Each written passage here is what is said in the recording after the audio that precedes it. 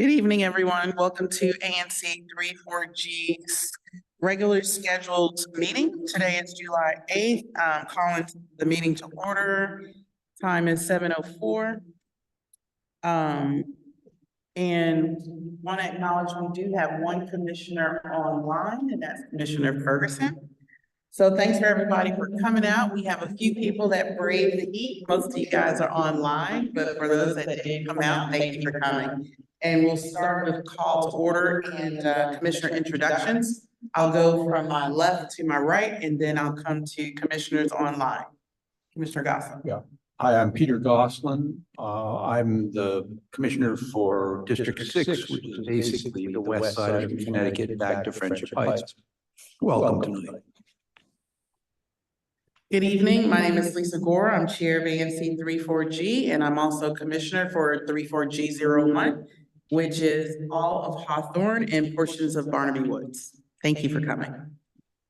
Good evening, and again, thank you for coming on a hot July night. I'm Bruce Sherman, commissioner for the District 02, which is north of Military, bordered on the east by Rock Creek Park up to Tennyson and over to Utah.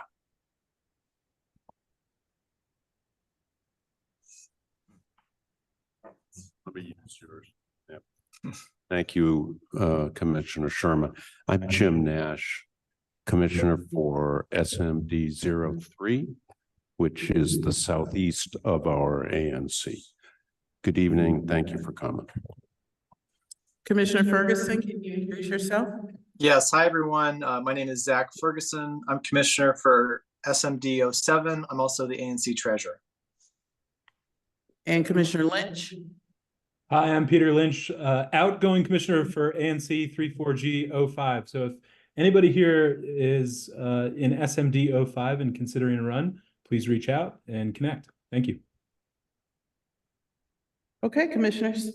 In terms of meeting procedures, they're pretty standard. Folks online, if you want to ask a question, I ask that you use the raise your hand feature. It's under reactions down near the bottom center of your screen. If you hit that button, there's a raise hand reaction button, and it'll allow us to recognize you to speak. For folks online, we have a mic set up. If you want to make a comment, please come to the mic when it's appropriate. We have 2 minutes speaking time for commissioners and audience members. And I would just ask that everybody make sure you're respectful of the time limits and of each other's comments. I just saw Commissioner Zeldin come online. Commissioner Zeldin, can you introduce yourself?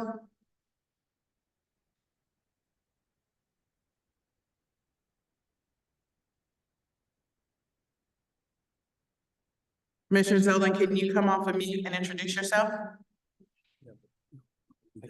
Yes, it's Michael Zeldin. I am 3G04, which is Lafayette, the streets that surround it. Okay, commissioners that are online, I just want to let you know it's a little hard to hear you in the room. So when you do speak, if you can, just speak up a little bit. Commissioners, are there any changes to the agenda that we need to adopt? Commissioner Gosselin?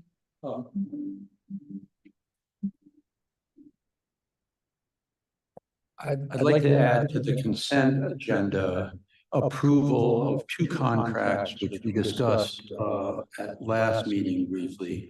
One for Louise Chica, who is helping us with meeting tech, and one for a very knowledgeable web designer who actually knows how to update our archaic website. So I'd like to add that to the consent agenda. Any other changes, commissioners? Okay, so just so that we're clear, the consent agenda is the only thing that's changed. We're adding the 2 contract approvals, Louis Chica and web design contract. We're also amending the February 12th, 2024 meeting minutes to reflect what occurred in the meeting, but was not present on the minutes. And that's Treasurer Ferguson introduced a motion to approve the quarterly financial report for fiscal year 2024, quarter one. I move that we strike, do we have June 24th minutes? Okay, so I'm gonna strike June 2024 meeting minutes. And I ask that the commission approve the agenda as amended. I second. Okay, can we have a show of hands? And online. Oh, thank you. All right, 7-0. All right, and we're at the portion of the agenda of our resident forum where we give residents an opportunity to come before the commission and introduce topics that are not on the agenda. Residents, if you're online, raise your hand, and I see we have one hand up. And if you're in person, residents, you can go to the microphone and we'll recognize you, but we'll start off with Ron Khan, who has his hand raised. All right, Ron? thank you. Thank you very much. Can you hear me all right? Yes. Okay, thank you. I'd just like to ask, as the ANC redesigns, I think they're going to be redesigning their ANC site, that the design team include the community having a role in its look, feel, and capabilities. I don't know if that's asking for something that's already in the plan or not. I just want to see if that's something that can be accommodated and perhaps committed to. Thank you very much. Ron, can you repeat that? I had a little trouble hearing the redesign part. Oh, And dear. talk up just a little bit.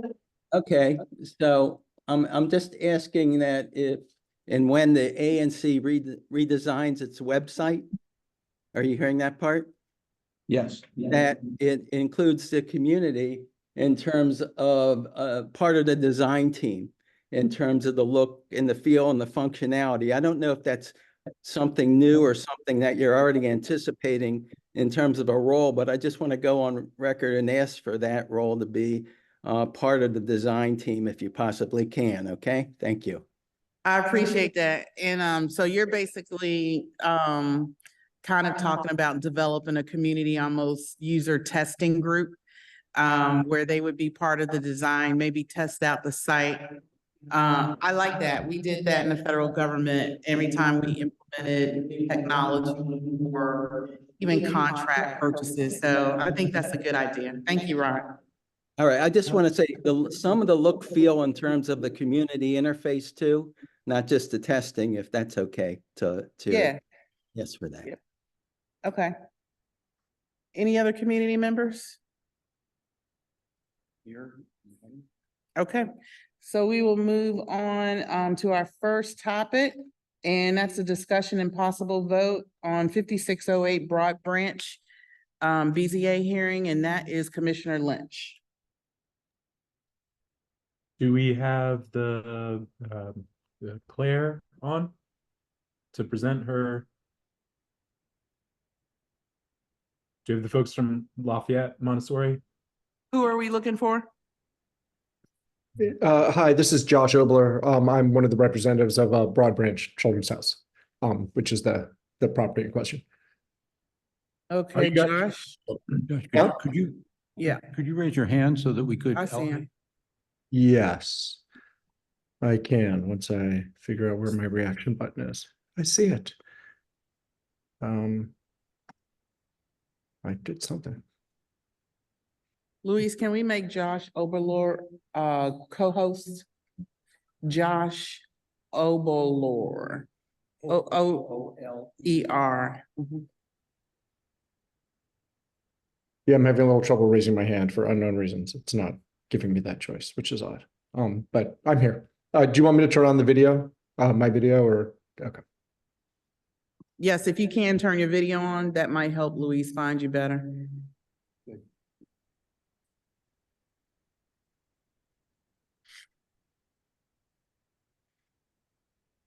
So Commissioner Lynch or Josh, is somebody going to do a presentation? So I'm happy to just sort of give you a rundown of our plans, if that's okay. We've been operating in the space for about 15 years now, almost exactly 15 years. Things are going very well. We're very happy there. We feel like we're an asset to the community. Hey, Josh, Yeah, I'm sorry, can I interrupt you real quickly? absolutely. Can you give us a little bit more background? Some of the community members might not know what space you're talking about. Sure, I'm sorry. And so am I right that you don't have a visual presentation? I do not have a visual presentation. That is correct. Okay, Commissioner Lynch, do you have the visuals of this project? My understanding was that Josh Caitlin was going to present what you all were doing. Is she not here right now? So I just want to be clear, we're not actually doing anything. We're just continuing our operations as Okay, they're currently going. I have nothing to show you beyond, I could show you a picture of the building. I guess I could pull up the internet, but we're not, when they gave us our original special exception, they put a time limit on it. I guess they wanted to see how it worked out. And so then when we re-upped it, they put a longer time limit on it. And so now we're re-upping it again. So nothing's changing. We're just, the only change we're asking for is that if we could continue exactly what we've been doing for the last 15 years. We're the Montessori school, the preschool that's above the Broad Branch market. Okay, well, that would be, gosh, that would be very helpful if you'd remember, there are people here who don't know what operation we're talking about. You're not a bar. You're not, just tell us a little about your operation, your background, and the experience you've had at this site. Sure. So we're a preschool. I assume everyone in the neighborhood probably knows the Broad Branch market. It's across from Lafayette. We occupy the space above the market.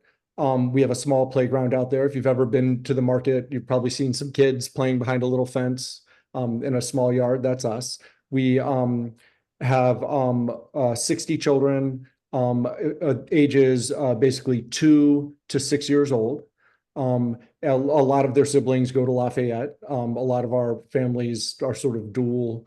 The younger one goes to our school, and then when they reach a certain age, they go to Lafayette. We've, as far as I know, always had very good relations with our neighbors and the neighborhood. Most of our families walk. We do have a couple of parking spaces, but we've never had any problems with parking or traffic. We actually set our hours to make sure that we don't interfere with the drop off at Lafayette. We use the playground across the street occasionally when we're not using our playground. But other than that, we're just there to support the community and the children of the community. I've been a Montessori teacher and running Montessori schools for about 20 years. We've been in operation for about 15 years. Does that sort of give the general picture? And just so we understand this is a renewal or an extension of a previously granted special use exception, right? I mean, that is correct. Okay. I just say that the Broad Branch market and that building in general is such a great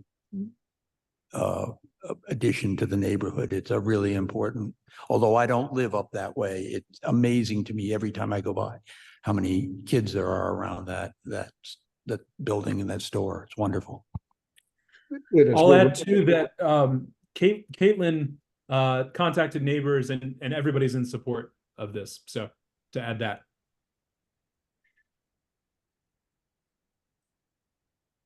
all right. Commissioners, do you have any questions? Any questions from community? Okay, commissioners, do you want to set a motion, Commissioner Lynch? Yeah, I move that we accept this BZA request. Okay, I second. Second. Commissioners, all those in favor, please raise your hand. Okay, 7-0. Thank you, it's approved. Thank you very much, Josh. Thank you, guys. I really appreciate it. Thank course. you. All right. Next topic on our agenda is a discussion with Dominique Branch of Washington Gas on a coordination of Washington Gas projects throughout the ANC area, and Commissioner Sherman. Good evening, Dominique. Thank you very much for joining us. It's good to see you. I know you have some Washington Gas colleagues that are joining you. Is that correct? Yes, I do. Okay, if you could identify them before we get started, that would be great, or they can introduce themselves quickly. Okay, good evening, everyone. My name is Dominique Branch with Washington Gas, and I'm in the Community Engagement Department. And today I have Monica West on the line, as well as Frank Frost, who also work at Washington Gas. Monica's on the community engagement side with me, and Frank Frost is on the construction side and oversees our project pipes work in the district. Thank you, Commissioner Sherman, for inviting us to your meeting this evening. Commissioner wanted us to talk about the two projects that were taking place in that area. One is complete and one is ongoing. The first one is the project on Moreland Place. Well, let me first start off. Commissioner, did you have a specific question or questions that you wanted us to address this evening? Because I basically was going to kind of go through what those projects entailed and kind of give you some background on how we notify residents when we're coming in to do our work. Yeah, so Dominique, let me just go ahead and frame this very briefly for our community members and those in my ANC district. What brings Dominique and her colleagues here tonight is the issue that many of my constituents have had regarding the communication from Washington Gas about work that they're about to do in the community, coordination around that work. Many of the neighbors on Moreland, neighbors last year on Tennyson, have had questions, concerns, and complaints, frankly, that there's been a lack of communication, lack of coordination. And so Dominique and I have spoken about this, and I thought it would be good to have her and colleagues come answer questions, concerns from the community. Happy to have you address those projects, Dominique, but if you could do that briefly so that we can have community members ask their questions, that would be great. My opening question and request would be on behalf of the commission, if it could be instituted that Washington Gas routinely informs the ANC of projects that are going to take place in the community. Informing the residents is appropriate, naturally good, it's important, it's necessary. They're all asking for that. But also, if the commissioners know, then we too can reinforce with our constituents what the work is, what's about to happen, and we can help you engage folks so they're not surprised when trucks show up and start digging. So I just wanted to begin with that question and request if before our ANC tonight, you could kindly pledge to us to inform us in advance of projects that Washington Gas is going to begin in the community.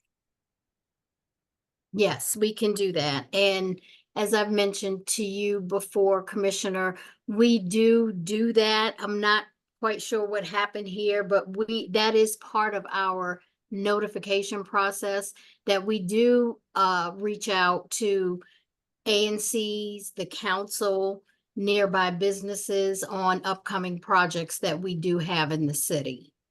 So let me just follow up quickly on that. I somehow am missing those alerts. If they're coming in, I'm not getting them. So I think, Dominique, if you could double check on your end to ensure that we are getting them if they're coming to our ANC, but specifically if they can come to individual commissioners as DDOT does, as DC Water does. They routinely send us to our individual districts notices about projects so that we know specifically what's going to happen and when. That's not, in my experience, happening with Washington Gas. So in my case, I've been caught by surprise, unawares. My constituents call, they ask me what's going on. I can't answer them. And of course, you know, you and I have been back and forth many times on these things. Yeah. So that's kind of where we are. I don't know if other commissioners want to weigh in on that. I'd like to reinforce that point, Dominique. It may well be that you send to the 3G at anc.dc.gov. No, I just checked that. And it's not even there. All right. So not only does our office email not get it, but none of the individual commissioners get it. And so if it's mailed to our mailbox as snail mail, we won't see it for 6 months. So I mean, it is just I think it's incumbent upon you to notify, as Bruce said, the individual commissioners. Okay. And Dominique, thank you for that. And if you could start that would go a long way to mitigating some of the problems we've been having with constituent awareness of what's going on. If you don't mind, because I know our time is going to be pretty limited, would you mind if any of the constituents who are on the call ask questions about the projects? That way you could answer their specific concerns. Would that work for you? Sure, sure. And like I said, I do have Frank Frost on the line that can help answer some of those questions as well. So if you'd like to start there, I'm happy to do that. Okay, so I don't know how many of my constituents might be on the call, but I do want to open it up for any of them and anyone, not just my constituents, of course, who would have a question for Washington Gas about communication and coordination or projects that have recently taken place or are taking place now. I think we have one hand raised. And I don't know who that might. Okay.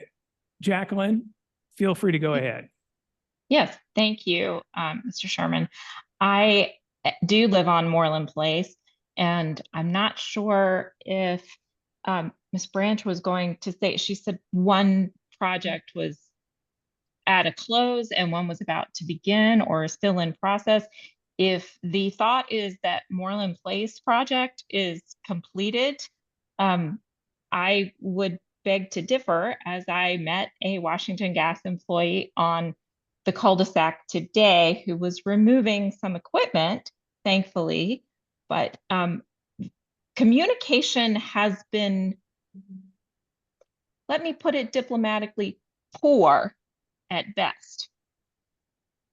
We received a piece of paper last year, and sporadically the project has been ongoing, but not only the lack of communication with residents, but I would add it would probably serve the utility well to be in touch with the follow-on DDOT doing their work, because without that coordination, our street could not be completely paved last week because equipment was still, and other supplies, fencing, and whatever other materials were left behind.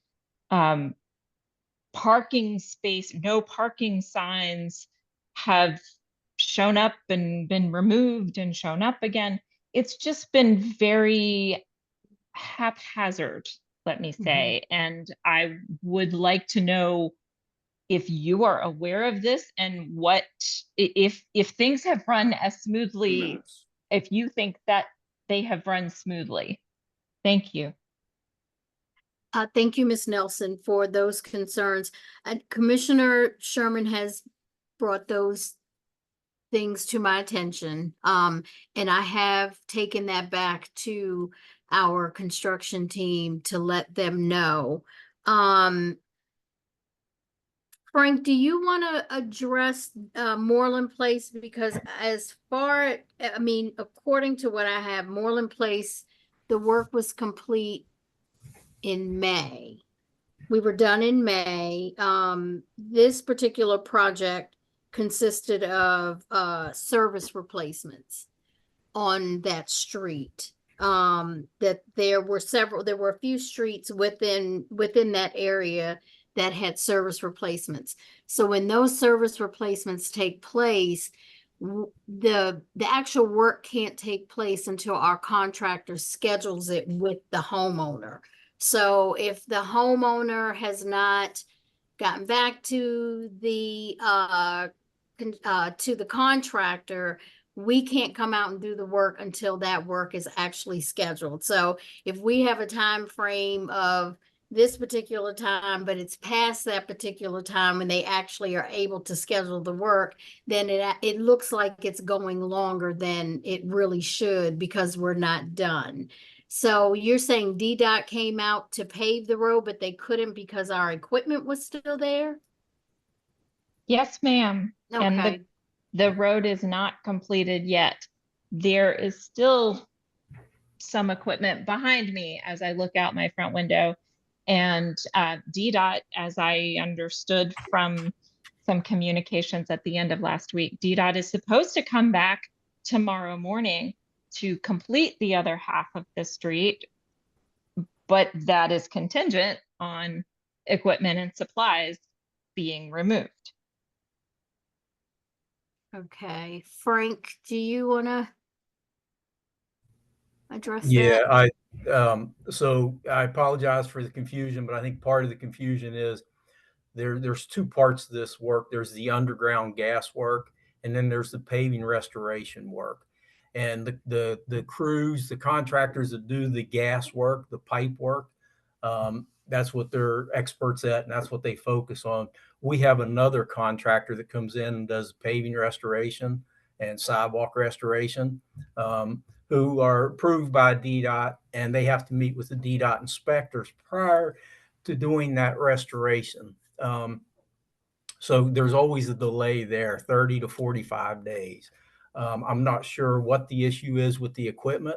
I apologize about that, and I'll find out if it's our underground contractor who has equipment out there, and we'll get that moved so we can get the paving restoration taken care of. One thing that I'll add about this project, and I understand your frustrations and your concerns, the work seems sporadic.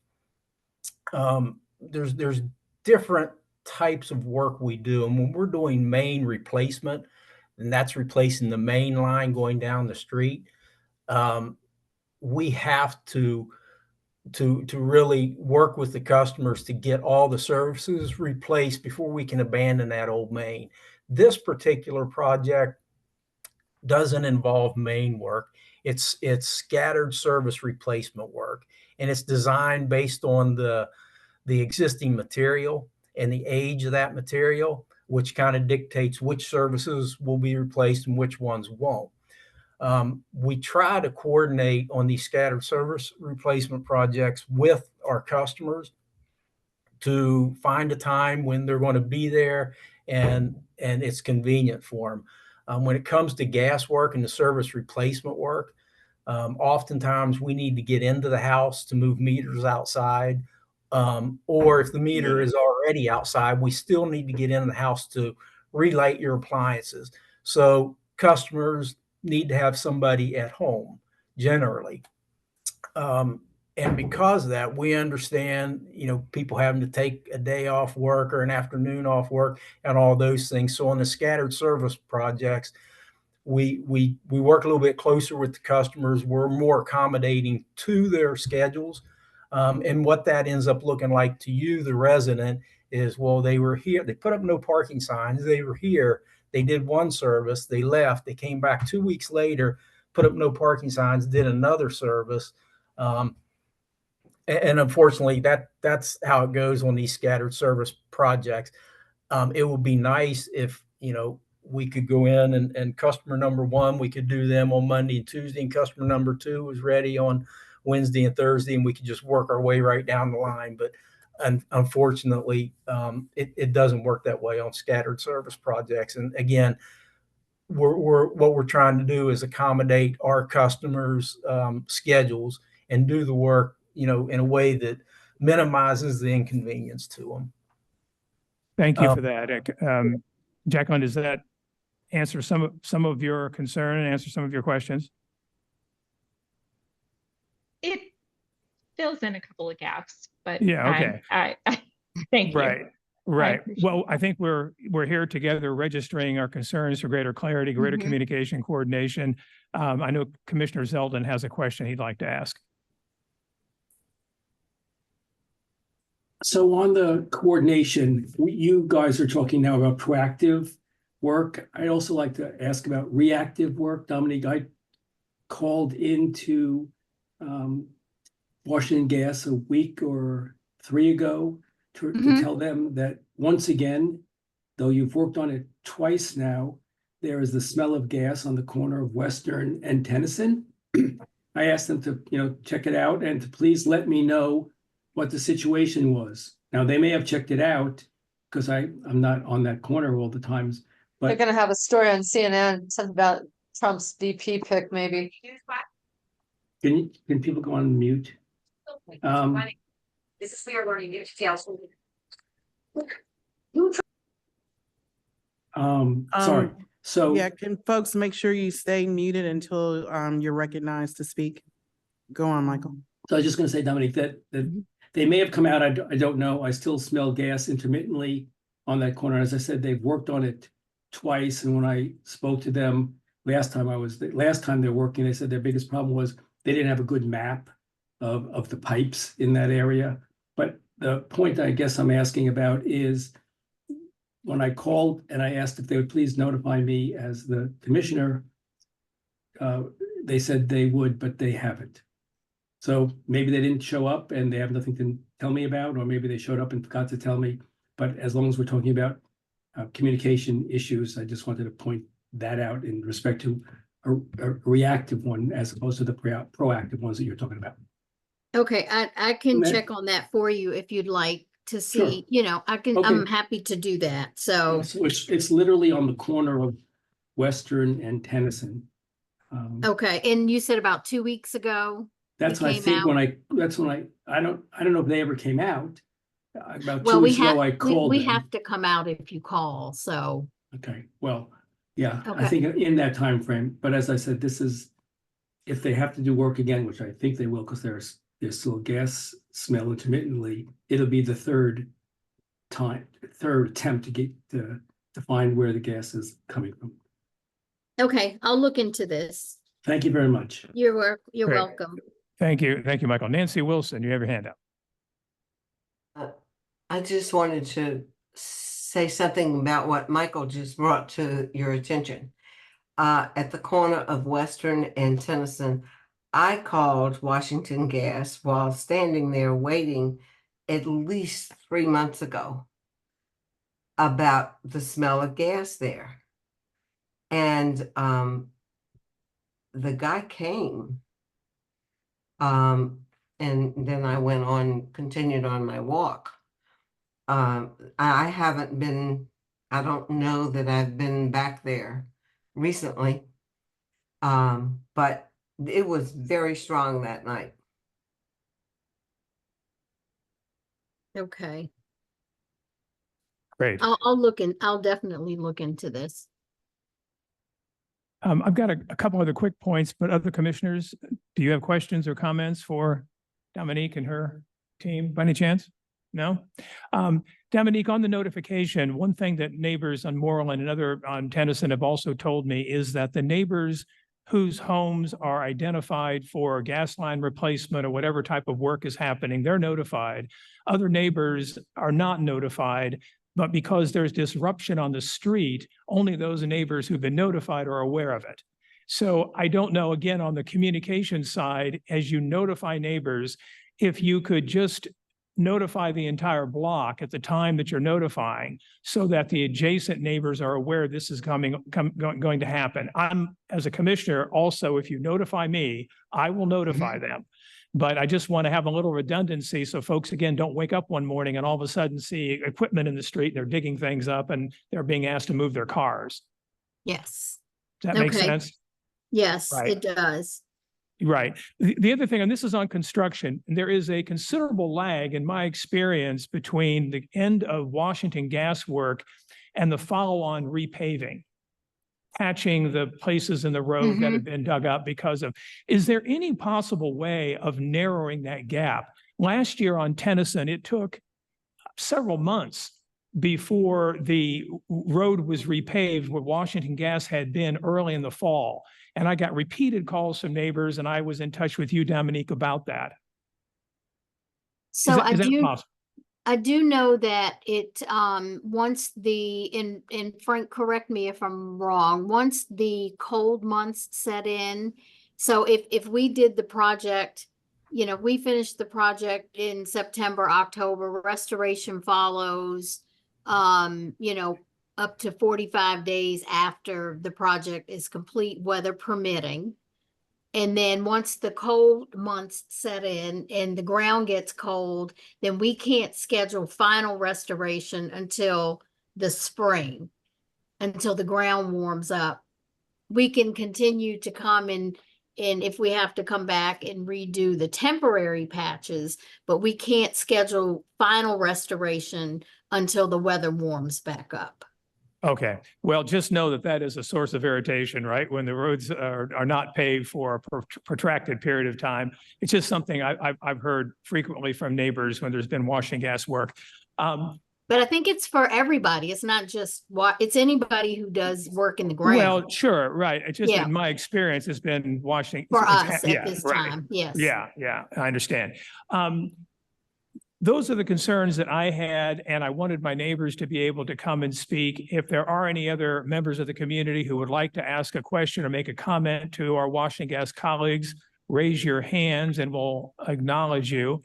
There aren't any more comments or questions from commissioners, so I think we're just about done, unless also, Dominique, you wanted to mention something to us. I kind of preempted your own comments. If you do want to mention something to us that you came to tell us, by all means, I want you to be able to do that. Yeah. So I was just gonna, and I think I spoke to a little bit about it already, the Moreland Place project. And then we had the McKinley Place project, which those notifications went out in February and that work started in March. And that one actually is a main replacement project on 29th Street Northwest and Utah Avenue down through the 2800 block of McKinley Place. 18 services will be replaced on McKinley. And those services, once they're replaced, and once that main, the old main is replaced, then we'll abandon the old main, and gas up the new service that's been put in. So that project is actually estimated to be done in August, again, weather permitting, and depending on the customer's availability and coordination of those service replacements. So just so that you know that. And again, we're required by the Public Service Commission to send out notification letters 15 days prior to us coming in and starting those projects. Okay, great.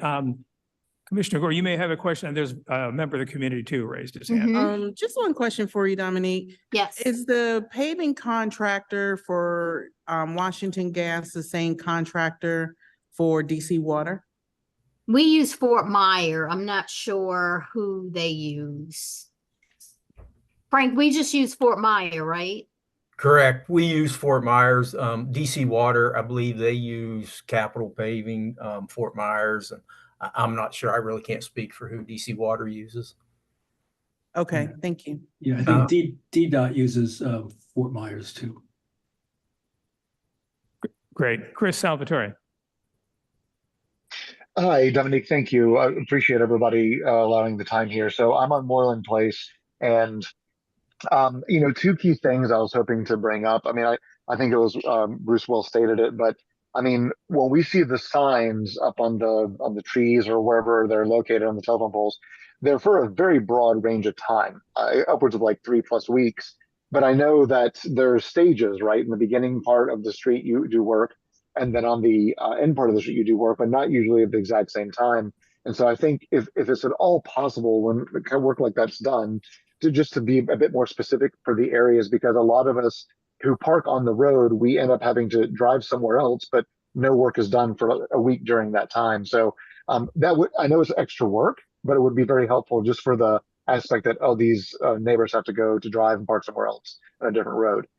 Number one. And then number two was, again, we're getting what we can from Bruce with regards to communications, but the signs are one thing, but there should be some sort of we're all electronic communications people. We all have, cell phones and text. It would be great to have like a secondary acknowledgement that this work's going to be done.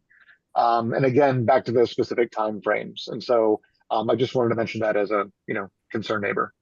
Okay. And so, and to that point, I think what we, as a company can work a little better with, like Bruce said, getting the notification to him so that he can get it out to his listserv, or the other commissioners can get it out to the listservs, to their constituents, because we mail the letters. So, you know, Okay. we snail mail our letters because we Sure. don't have customers' email Sure. addresses.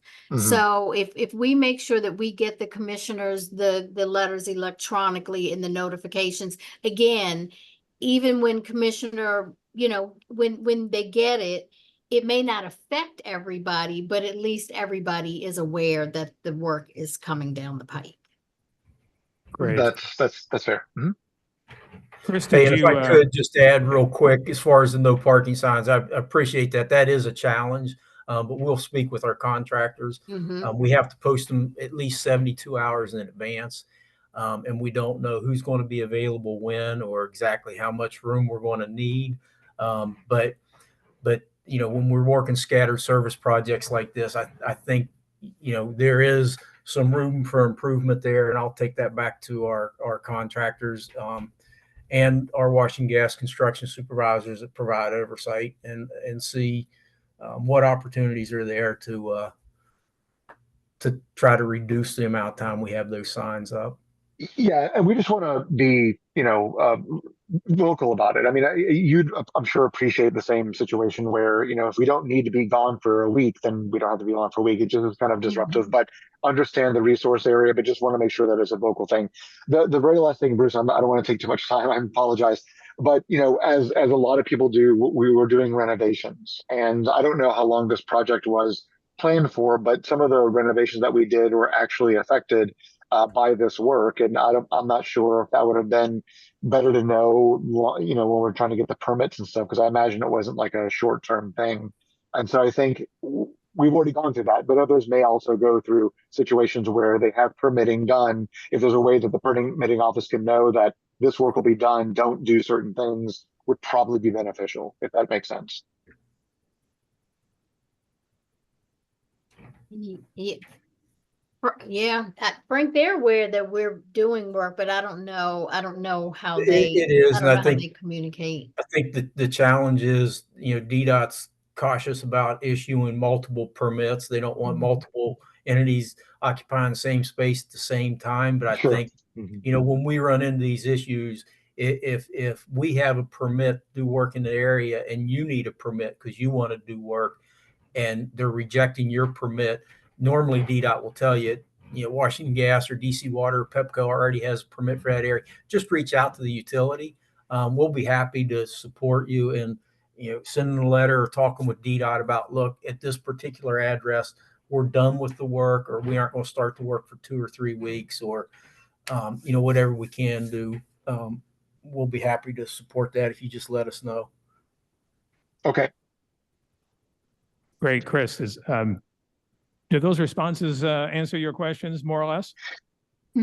It does. I mean, obviously answers create more questions, like, who's paying for the work that was ripped up that we just built, right? I mean, and we end up having to do that. It's just, I guess potentially better, more specific planning could probably help situations like this. Right.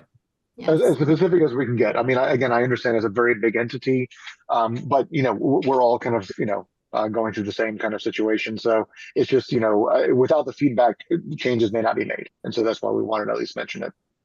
Yeah, great. So thank you. We need to I appreciate it.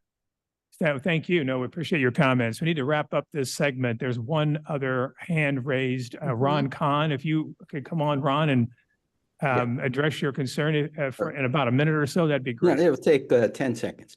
And Commissioner Zeldin's question prompted me to ask this. When I have a gas leak, what I use is 311, which is documented to be used when you have a gas leak. I just want to make sure that's firmly connected to the Washington Gas system in terms of it working that way, because that's how it's documented, 311, then when you have an external gas leak. Is that the right process to use? And is that how it works? I guess Dominique could help with that. Well, you should call, if you smell gas, you should call 911 and call Washington Gas. And our number is 844 WASH Gas. Oh. Okay, No, I guess, I don't think we're connected with 311. I Oh, guess good. 311 needs to look into that, or maybe we should do something because it's advertised that way. to use Yeah, the system. you should call us. Okay, Yep. thank you. Okay, great. Dominic, just to wrap this up then, in terms of the takeaways from this conversation, Washington Gas is going to begin notifying the ANC individual commissioners, if possible, of work that is being planned for our districts and for the ANC as a whole. If possible, you will notify neighbors that are adjacent whose homes are not subject to a work order. Their gas lines aren't being replaced, but they're on the block. At least if you could look into doing that, so that everybody on the block is aware that the work is going to happen. That would be very helpful. Those will go a considerable way, in addition to the specific issues that came up from our community members, towards improving the communication with folks so they understand what's happening. Yes, I have Is that jotted down. And where to use you all's ANC commissioner email addresses, right? Correct. Okay. Correct. Yep. Yeah. Oh, is that all good? That's perfect. I have it all jotted down. Okay, super, Dominique. Well, listen, I want to thank you and Frank for coming and speaking to us, taking the time, for the community members for participating. So thanks very much. Thanks for having us. Yeah, thank you for having us. Have a good evening. Take care. Thank you. Bye-bye. Bye-bye. Okay, so we will move on to the next item on the agenda. We're running just a little bit behind. We'll have 10 minutes for this discussion. So I'd ask that we make comments a minute just to make sure we get everyone in that wants to speak. But discussion and possible vote on a resolution on the use of natural gas versus artificial turf at area schools. Commissioner Gossett. Sherman. Right. So I distributed 2 weeks ago a draft resolution that calls on Moray to consider using natural grass instead of artificial turf at the Episcopal Center for Children, where it's developing its athletic fields. So I would like to move consideration of the resolution. So I move it, and I'm looking for a second to begin discussion. Do I have a second? You do not have a second for me. This issue came up 2 weeks ago. I think every member of this commission told you that we understood the environmental concerns here, and we were willing to do a resolution on this if it wasn't aimed at Moray exclusively, and if it showed some sensitivity to the fact that this issue is still in flux. Repeatedly over the last several days, as we've come towards this meeting, we've asked whether you were going to offer some language that would take into account our response to your original resolution. You didn't.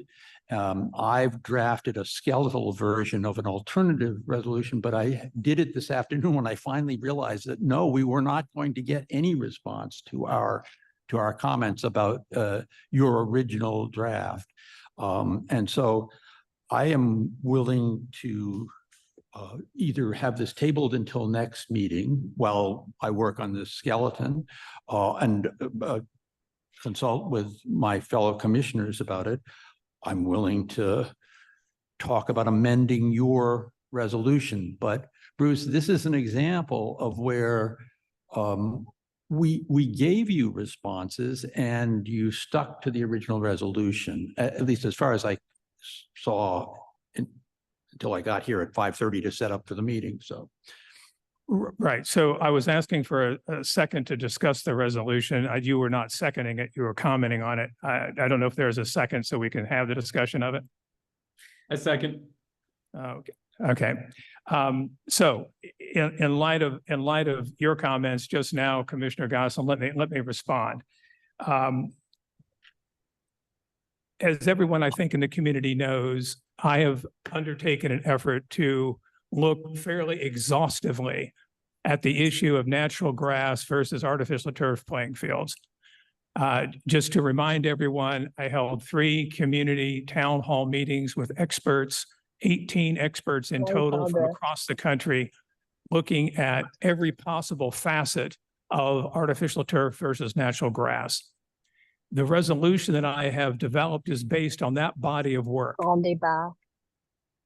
It is not Bruce Sherman's opinion. It is the distillation of expert opinion, expert information, perspectives provided over 6 hours. More than 300 people participated in the meetings. The videos have been viewed more than 650 times.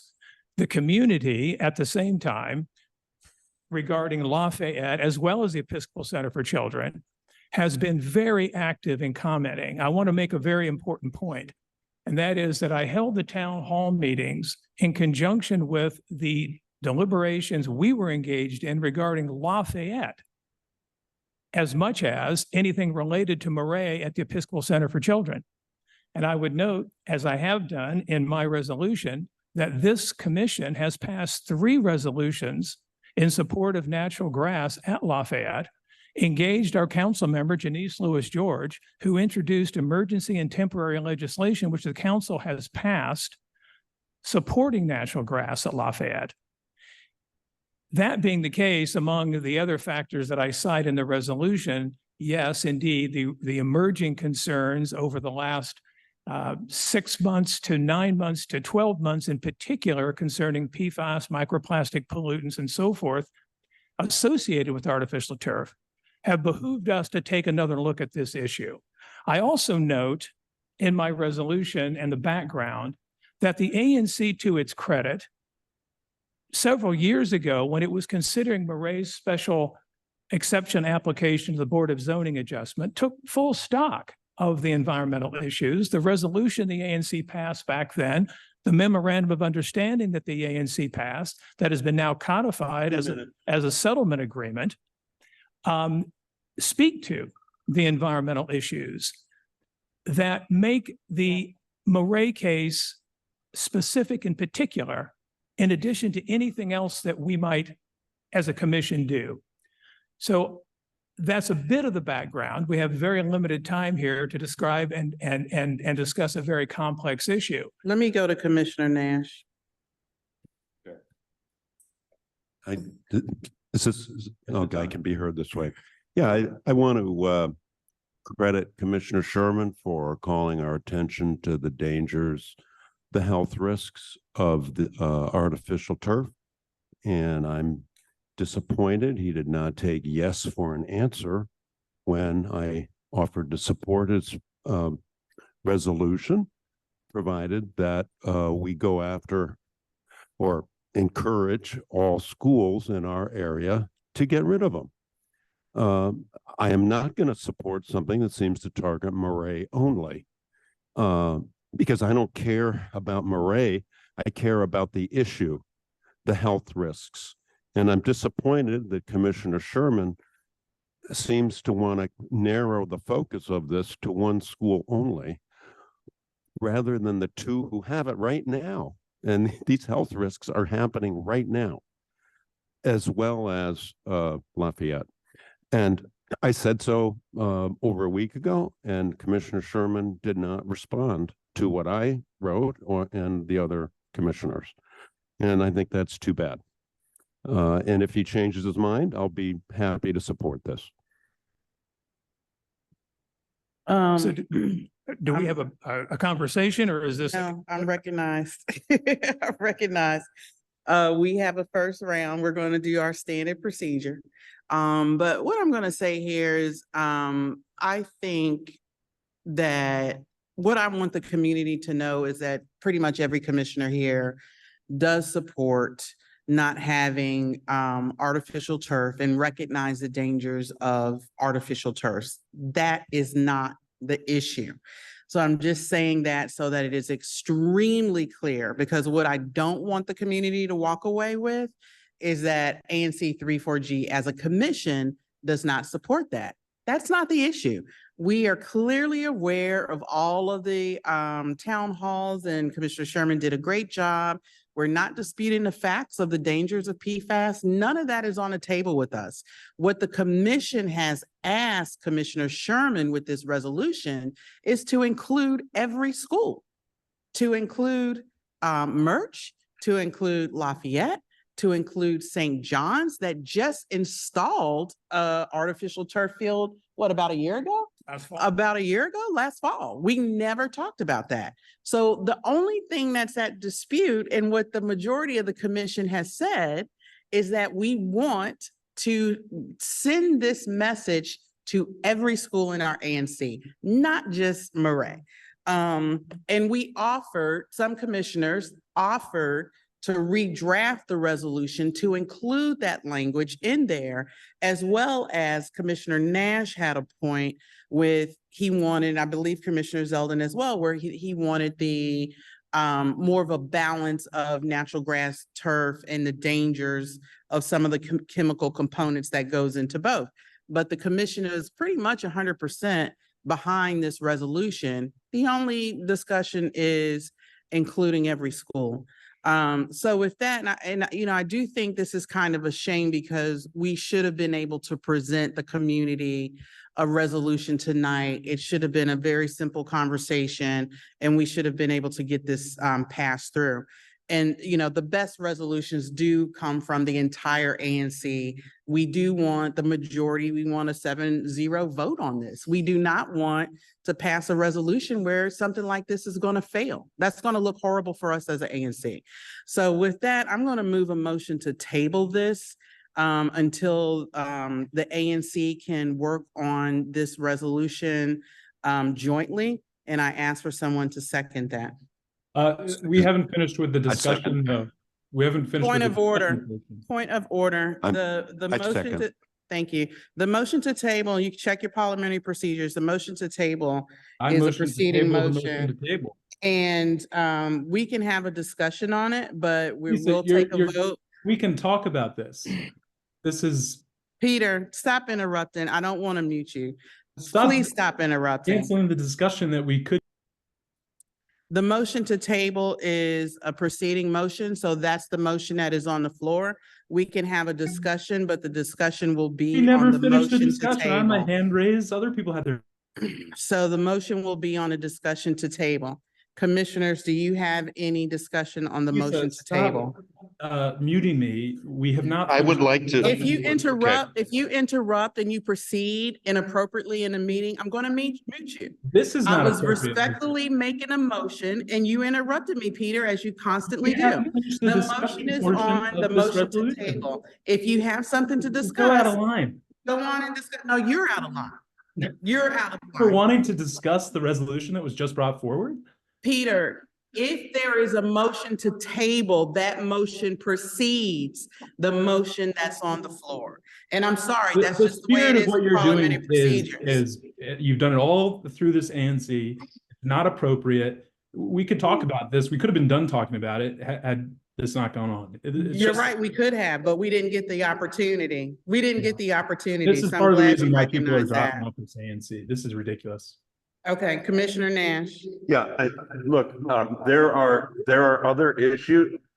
There are other issues before our ANC, which we are not going to have time for. We keep wasting time on a resolution that is not going to pass. Let's table it and move on, please. Can it be recognized? Just yes. So just something for us to consider, and this is part of my reason for wanting to have the conversation here about this resolution and about an alternative, which we could have then at a future date, is that we have to think about the agency we as an ANC have in passing any resolution, which is to say that we pass a resolution that encourages all schools in the area to use natural grass versus artificial turf. What's that? Where does that go? To whom? With what authority? With what impact? With what effect does that have? We are an ANC. We have to have either a pending piece of government proposal, a law that we attach a resolution to in order to achieve great weight. We can certainly pass a resolution that simply encourages someone. But what I want to spell out very, very clearly and specifically is that what distinguishes Murray from any other school is the memorandum of understanding that this commission has with Murray that specifically identifies the issue of artificial turf and the chemical and the bacterial factors in turf. That's different from any other school or any other arrangement. And we need to bear that in mind. There's a responsibility the ANC has. And if in fact it's the case, as was confirmed last year, that the MOU became a settlement agreement, was codified as legally binding, then the ANC arguably is obliged to adhere to what's in the MOU. Debate. Well, then you're asking me That's why not the Murray? debate. I'm giving you an answer as Yeah. to why Murray, because we have an MOU with Murray. We don't have an MOU with St. John's. I can sit here and I can wish the world would change in many different ways, but ANCs have no authority. We're an advisory commission. The only thing we have that is singular, and truly singular, as the OAG told us last year, because it's very rare that an ANC has any kind of legally binding document, is the MOU with Murray. And if we're not going to adhere to that MOU, the organization, then we have to ask ourselves, why not? Let me go to, no, you need to raise your hand, Commissioner Gosselin. Commissioner Lynch, then Commissioner Nash, then Commissioner Gosselin. Thank you. Something that I'm not quite understanding about the sort of vehement opposition to this resolution about Murray's fields. When we addressed the Lafayette fields, it didn't seem like there were any commissioners that were talking about other schools at that point. I think there's also a distinction that we should remember is that Murray is leasing that site. Lafayette is a public site. St. John's owns their site. So it makes a slight bit of difference. And if commissioners are adamant about addressing St. John's fields, why not just bring a resolution next meeting about St. John's fields, or ask to amend this resolution that all schools in our ANC going forward use grass fields. I'm confused by this sort of vehement rejection of Bruce's resolution. I hope someone could speak to that. Commissioner Nash. Actually, Peter was before. Okay, Gosselin, then Nash. Let me say a couple of things. First of all, I think the issue that Bruce raises about the MOU is a false one. I mean, there's an obvious place to send a resolution that talks about other schools in addition to Murray. Take DCPS as one government agency who we can advise on that subject. I also find it rich. The problem, addressing Commissioner Lynch's question, the problem here is that I understood this to be presented as an environmental issue. The environmental concern here, and I would say that I differ somewhat from some of my fellow commissioners in thinking that this is not a settled matter yet. Serious concerns have been raised, but it is not a settled matter yet. So I myself would like language that recognizes both sides of the equation, that grass may be natural, but making grass stick involves lots of pesticides, lots of herbicides, a ton of water, and that there are trade-offs here. But it's a difficult thing to know what the trade-offs are because the science isn't finished yet.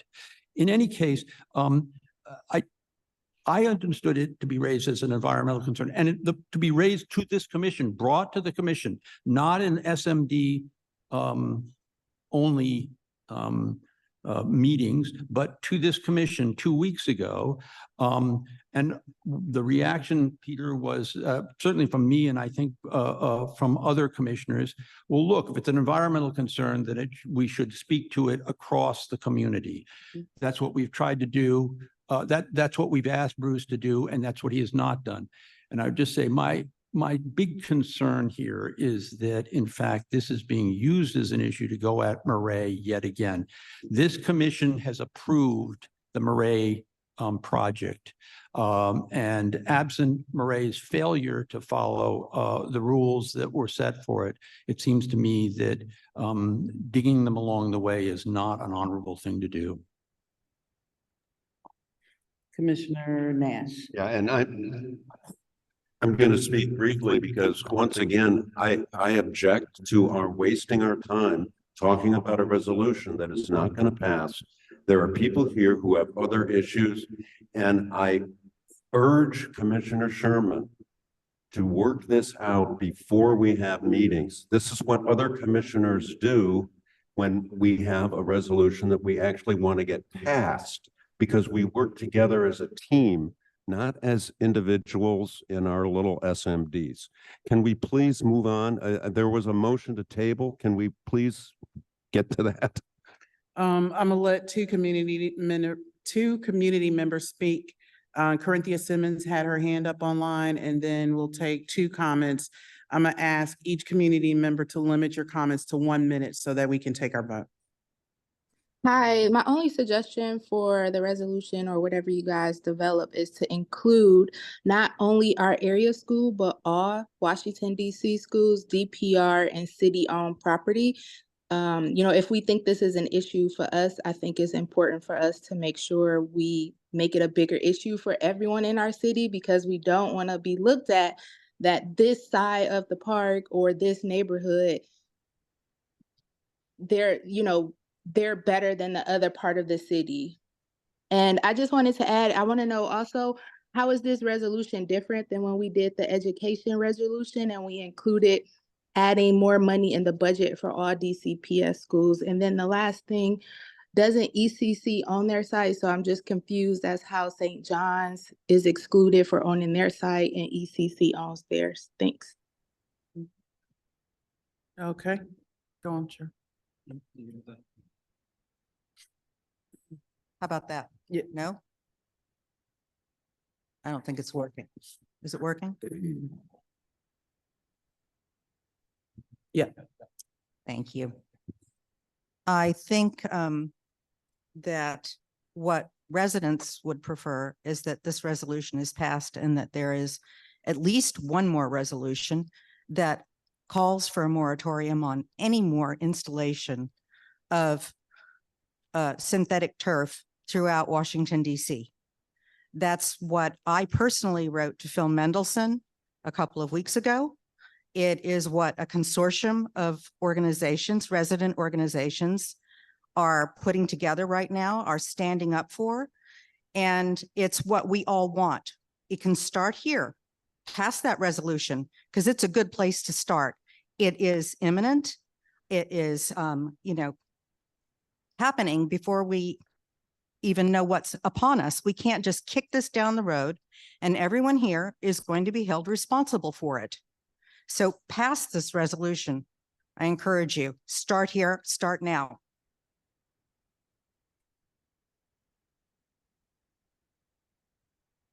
Am I allowed to go forward now? If you feel this strongly about the resolution, and I felt that in your voice and in the temperament, we need to pass it for the very reasons that this is imminent. There's agency and importance to this right now at Murray. I think the other thing is that we are, as citizens who are around the field, are totally reliant on this MOU. And if you're disregarding the MOU now, that does not give us confidence for the other aspects of the MOU that affect us dramatically. It's really critical that we get that straightened out, because we're all dependent on that MOU and on you to enforce it. Thirdly, the science is there.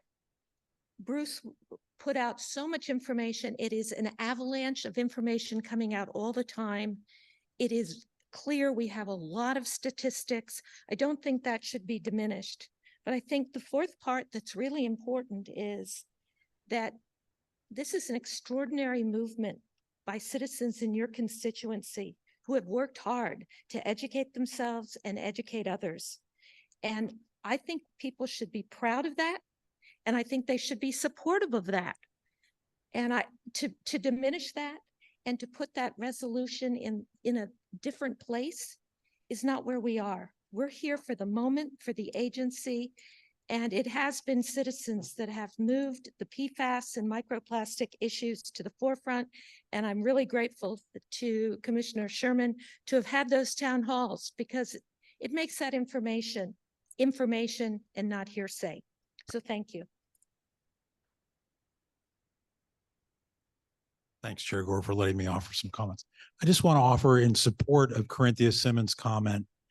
I traveled this week from Riggs LaSalle Community Center along Kennedy through Ward 4.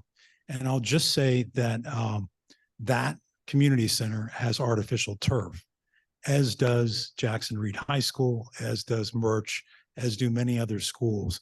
And I think it is important to broaden this out to our city council people, Ward 3 and Ward 4 council members, to ask them to encourage the city to look carefully at where we are siting artificial turf. I walked by the back of St. John's College High School this morning at 10:30. They had early practice because it's summer, and they concluded their practice by noon on that football field. I think that's a sign, maybe artificial turf isn't always the best thing. It may be the right thing from their perspective in terms of giving athletes more time, but I think we ought to encourage the city council to look harder at the issue and make it a broader resolution. I move that we vote on the motion to table. Okay, with that, commissioners, the vote is on the motion to table the discussion until commissioners have a chance to work on this resolution further. It's been properly seconded and we've had discussion. Commissioners, I am going to ask you to raise your hand if you vote in favor of tabling the motion. Okay, 1, 2, 3, 4, 5. If you oppose tabling the motion, please raise your hand. 1. Abstentions? 1. Okay, the motion carries 5-1-1. So we will come back to this, and I want to say to the commission, let's get it on the agenda for the 22nd. Definitely before we go on recess. ANC 34G can work really quickly on good recommendations and resolutions. I really think there's a lot of credence to what's being said. I personally, my contribution to the resolution, I would like to see this citywide. I look at it as how we've addressed other environmental issues. We've dealt with stuff with Ivy City. If we're going to do a resolution on one polluting facility, but there's 5 in the area, come on, we would do a resolution on the entire area, broadening this to citywide and making the council and including the mayor of what our suggestions are. I think we'll be a trendsetter in that area. And I've also looked at legislation in other cities on this issue, and there are other communities that have legislation on this issue. And I think if we're really concerned about this, we need to be concerned about what that legislation looks like and if that would be good for our city. I haven't seen anybody introduce that. It would be great for our ANC to introduce it first. So I think we can do some quick work on this. And Bruce, I would ask that you send a document on a Google Doc and let the commission take a stab at it. Commissioner Lynch. Yeah, it seems like we're all agreed on this. I would like to offer a friendly amendment that we include the whole city going forward, other fields in our area. Bruce, would you take that friendly amendment and weave it into the resolution that you currently have? And would other commissioners take that? So I just want to be sure, let me just do a point of clarification. The motion is off the table. The motion has been tabled. So there is no discussion about a friendly amendment. We have to, in order to take it off the table, we have to do a motion to take it off the table. So that will come on the table. Is there a second for his motion? A second. All those in favor, raise your hand.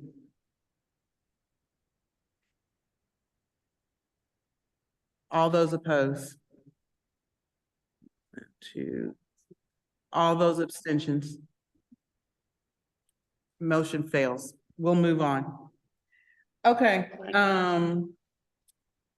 Let's see, we had 5-2-0. Okay. Next part of our discussion is an update on Office of Planning's filed supplemental report providing the information request to zoning commission. Commissioner Gosselin. Yeah, this See is if you can catch us back up. Yeah, We're at 8:18. I'll do it fast. The most important thing to say is that on Thursday, the zoning commission is going to take up the OP proposal again for a third hearing. I spoke with the Office of Planning today. They would not predict what the zoning commission was going to do. I'll predict, I think it's highly likely that they'll give the OP proposal initial approval on Thursday. The zoning commission, Commissioner Sherman and I testified at the first of the so far two hearings on April 29th, and the zoning commission sounded as if it was open to some sort of compromise with our last word on the subject. Our last word on the subject was an April 25th resolution that asked that we have a single zone for all of Upper Connecticut Avenue, and it has a height limit of 60 feet as opposed to the 70 feet for the rest of Connecticut Avenue and 80 feet for the site we're sitting on tonight. Commissioner Sherman and I tried to structure a compromise proposal, but it failed to find favor with the full ANC. So right now, the second of the zoning commission meetings, the zoning commission asked OP what would be the effect of the ANC original resolution of a 60-foot maximum height on housing. This supplemental report by OP to the zoning commission says that the effect would be to reduce the total number of dwelling units that could be built on this site, on the community center library site, from 201 to 113, or a reduction of 87 units, and would affect the number of affordable units on this site by reducing it from 60 to 34, or a reduction of 26 units. The only other thing I said is that when you look at this, and it's posted on the ANC website, when you look at this OP document, one caveat, it talks about the effect on the rest of housing on the rest of Connecticut Avenue. My reading was that it would be minimal, but it turns out that their numbers here are only for two sites, a small site and a large site. It is not a cumulative figure for all of Connecticut Avenue, just a caveat. With that, that's where we are on the zoning. Commissioners, any questions on that update? Just a quick comment. We do have to respond tomorrow morning, since the zoning commission staff reached out to us to confirm as to whether or not we were going to come forward, as we had indicated we might do, with a further note proposal for the consideration by the commission on the 11th. And so we indicated, I quickly responded today to say that could we have until tomorrow morning, simply because we had this meeting tonight. We're not here proposing that we have some new initiative to put on the table. I just want to be clear that they did reach out to us.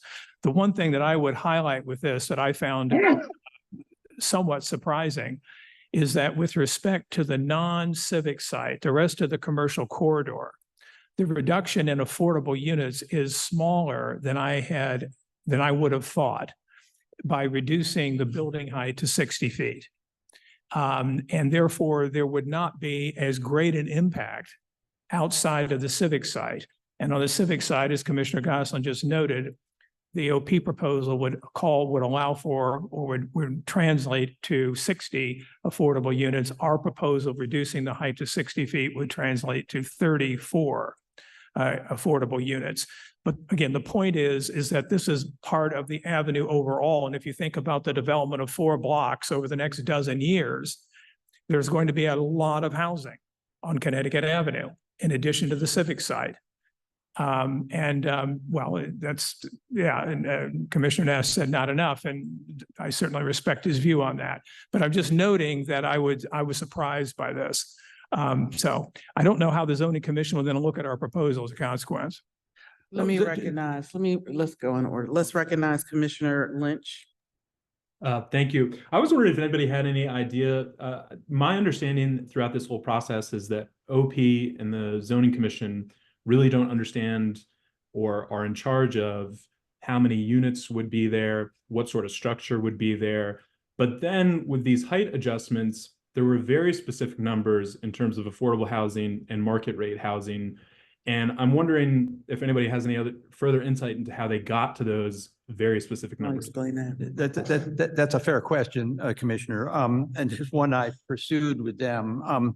I can understand how they got to the affordable units once they had the total dwelling units, some estimate of the total dwelling units, because all they're saying there is that they're required, the OP is requiring that 30% of units at the community center library site be affordable by some definition of affordable. So they simply took 30% of their total. But the question is, where did they get their total?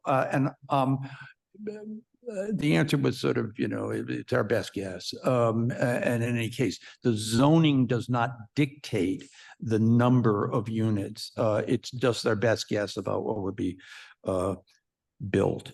And to Commissioner Sherman, I just say, I too was particularly surprised about the numbers for the rest of the corridor, but look at the way that section is introduced. It turns out not to be a number for the full rest of the corridor. It's two scenarios, two lots. And but it does seem like it's a mighty small effect. I actually thought the 26 number for the community center library was a small one too, but. Okay, let me go to Ron Eichner, then back to Commissioner Lynch, and then we're gonna have to move on. I can just quickly answer the question of how they calculate those the unit numbers. I know it's a little bit in the weeds, and I'll do it as quickly as I can. What they do is they use the FAR, floor area ratio, which is the density of development that's allowed, which is a function of that number and the lot size. They get a maximum allowed density. They took out the first floor because it would be non-residential. They then divided the remaining number by the size of a typical unit, and that gives them the maximum number of units that could be built on the site. They use the lot coverage and the height to check that that number can fit within the zoning envelope, and then that's the maximum zoning would allow. And that's and then 30% of that, or in the case of the corridor, 20% of that would give you the minimum affordable housing that could be built there. That's the question the zoning commission asked them, and that's how they calculate the answer. Okay, let me go to Commissioner Lynch, then we got one last community question here. Would any of the commissioners be able to recall the difference between square footage of current community center and library space compared with what OP projects the square footage of community center and library space to be? I have no idea. No, I don't have it, Peter. I mean, but we could. Well, I was wondering if possibly whatever this communication that you were just talking about that they'd like for tomorrow, that we encourage the same amount of square footage of community center, library space. I mean, the same thing I've always been saying, same space, community center, library, outdoor space that we have. I know there's differing views on the outdoor space, but maintaining what we have at the community center and library. It sounds like one floor may not be what we currently have. Can I suggest, Peter, there's no proposal. We've got no proposal. I mean, Bruce and I tried one several meetings ago. I mean, passing sort of a zinger at the end doesn't seem to me a useful thing to do. Well, I think it's useful because that's what we're advocating for, is for our community, and our community is about to lose space at the community center, library, and outdoor space. And so anytime we have the opportunity to request that those spaces be maintained, I think we ought to. Let me go to audience. Thank you. Hi. Liz Nagy. Just really quickly, Ron Eichner mentioned the fact that the number of units does not take into account the first floor because that's not going to be for housing. What he didn't mention, and if you look at OP's answer to the zoning commission, is that there's going to be massive retail on the first floor. And I think that the community needs to know that. You guys need to know that. That is not what we were promised. We were promised a coffee shop inside the library, a la Westlight Library. And suddenly we're talking about massive development and retail on the civic I'm site. sorry, where are you seeing this in the report? I can find you the citation. I mean, there's talk about retail, but that's retail along the whole corridor. That's not. No, I'm talking about retail at the civic site because OP acknowledges that the businesses on the other side of the street are not going to be able to stay in the neighborhood, and that when they come back, they'll be able to go to the developer of the civic site and ask them for space at the civic site. It may not be in the document you have. I will find you the site. You can count on me to give it to you. Okay. All right. Okay.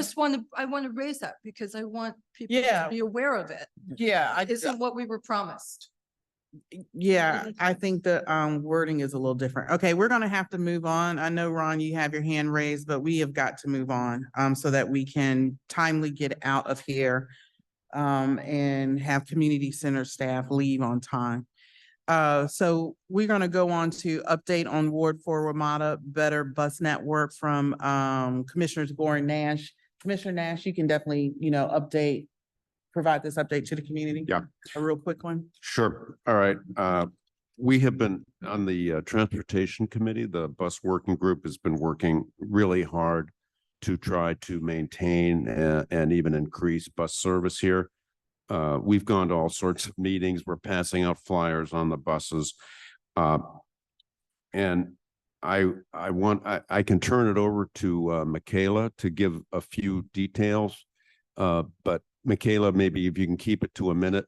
I have a couple minutes more that I want to say about what I've learned from this.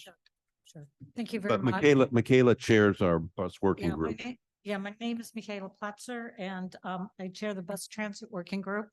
And it seems every time I've been at meetings since January, and this happens almost every time that we pay very short shrift to issues that I think affect every member of this community, which is public transit. And this is just another example. We're either not called on or we get to do it at the very end. But I'll do my best to do this as quickly as possible because the group's been working really diligently on WMATA's so-called Better Bus Network Overhaul Plan. As Jim noted, we've alerted the Chevy Chase community to the proposed changes WMATA is considering for bus transit. We've tried to let as many people as possible know about what they can know, how they can become informed and ask questions about WMATA. And most importantly is we've been weighing in during the public hearing and public comment period, which ends Monday, July 15th at close of business. As Jim noted, among our recent efforts has been handing out flyers and talking to our neighbors. And I have to say, after talking to many of our neighbors, a lot of people are still unaware of WMATA's proposal, which is really rather discouraging and disheartening despite some of our efforts. As things now stand, parents, students, and faculty at Lafayette Elementary have lost public bus access to the school, which used to have an E6 bus stop right in front of the school, but WMATA decided to eliminate the entire line in 2022. This means no more direct bus access to Lafayette, the Connecticut Avenue Civic Corps, and Commercial Corps or Friendship Heights for those of us who live in Hawthorne and Barnaby Woods. And no, the M4 is not a direct replacement for the E6 line. And I really just wanted to very quickly note that last week before the 4th of July holiday, the Bus Transit Working Group hosted an ice cream social outside of Broad Branch Market to get the word out on WMATA's proposed plans for bus service in Chevy Chase. It was fun and successful event. I want to thank first and foremost Commissioner Nash, who paid for the ice cream. Yay.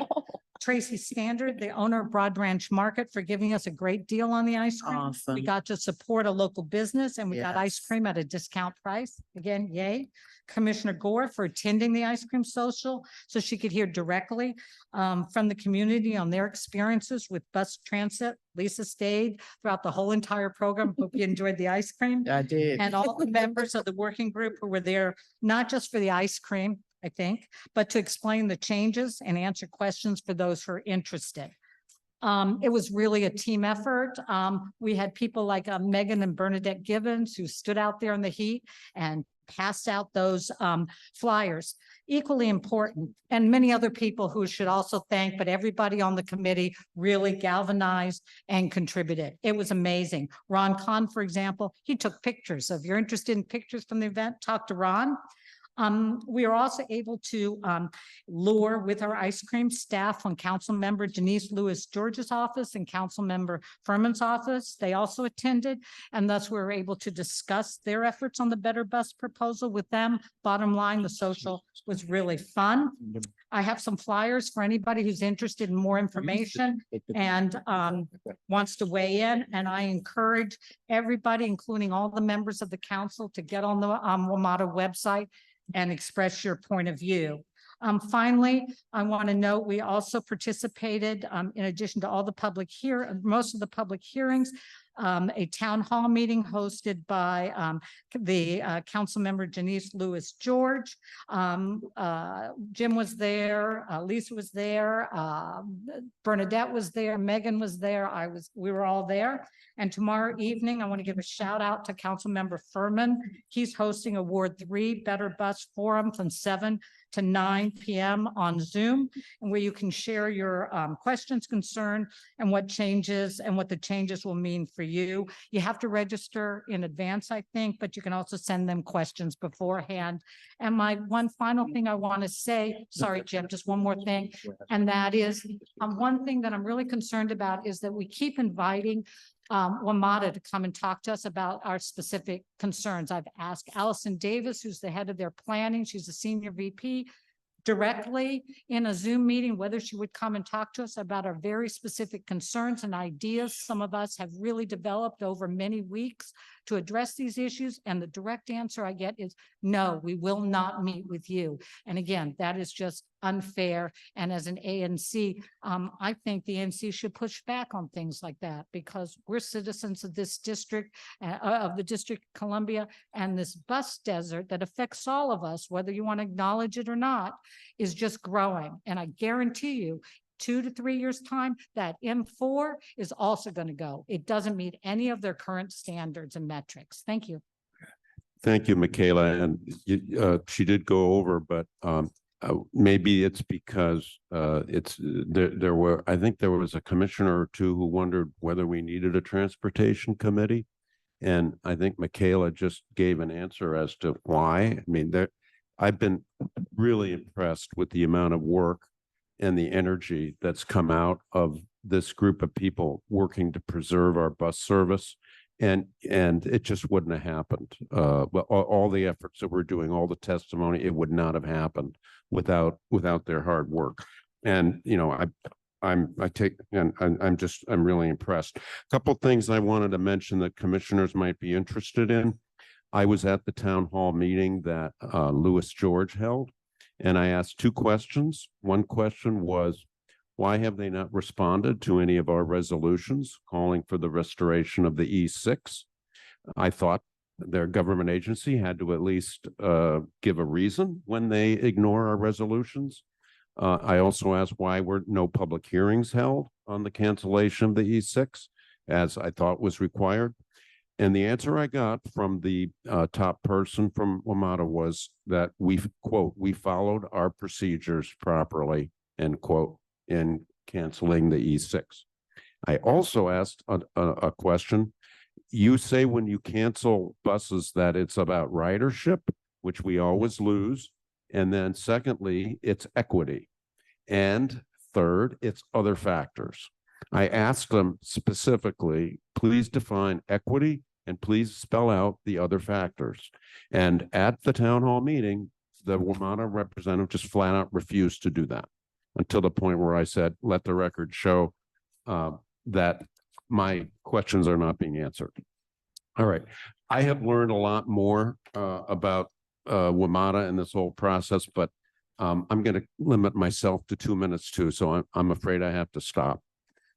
But thank you to all the people who have been working so hard on this issue. And remember, July 15th is the cutoff deadline.